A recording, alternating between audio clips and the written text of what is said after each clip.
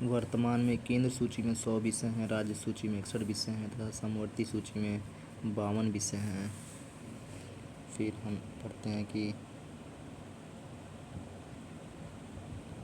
1927 में Simon commission को भारत भेजा गया था तथा 1928 में भारत पहुंचा था। नोट: भारतीय सिविल सेवा 1941 में भारतीयों का प्रतिशत यूरोपियों से अधिक था। अमेरिका की औरतों को वोट देने का अधिकार 1920 में मिला, जबकि इंग्लैंड की औरतों को यह अधिकार कुछ सालों बाद 1928 में मिला।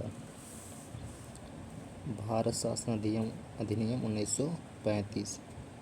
भारत में द्वैध शासन समाप्त करके केंद्र में द्वैध शासन प्रणाली लागू की गई। केंद्र में द्वैध शासन प्रणाली लागू की गई थी किस अधिनियम के द्वारा? भारत शासन अधिनियम 1935 तथा इसी अधिनियम के द्वारा भारत में मुद्रा व साख पर नियंत्रण का अधिकार भारतीय रिजर्व बैंक को दिया गया और इस पर वायसराय का निर्माण बढ़ाया गया। इस अधिनियम द्वारा 1937 में संघीय न्यायालय की स्थापना की गई। किस अधिनियम के द्वारा? भारतीय शासन अधिनियम 1935 के द्वारा। जिसमें एक मुख्य न्यायाधीश और 2 अन्य न्यायाधीश थे। इस अधिनियम द्वारा बर्मा को ब्रिटिश भारत से अलग कर दिया गया।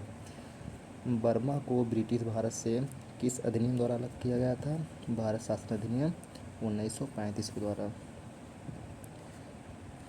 1935 के द्वारा। भारत स्वतंत्रता अधिनियम 1947 4 जुलाई 1947 को ब्रिटिश संसद में रखा गया व 18 जुलाई 1947 को पारित किया गया। वायसराय पद समाप्त कर गवर्नर जनरल का पद को लाया गया था। वायसराय का पद समाप्त कर गवर्नर जनरल का पद लाया गया था। किस शासन अधिनियम के द्वारा? भारतीय स्वतंत्रता अधिनियम 1947। भारत का गवर्नर जनरल लॉर्ड माउंटबेटन को, जबकि पाकिस्तान के गवर्नर जनरल मोहम्मद अली जिन्ना को बनाया गया था।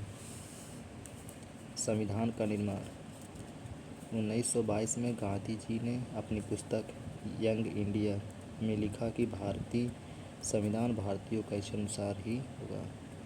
देखो, यंग इंडिया पुस्तक के लेखक कौन है? गांधी जी हैं।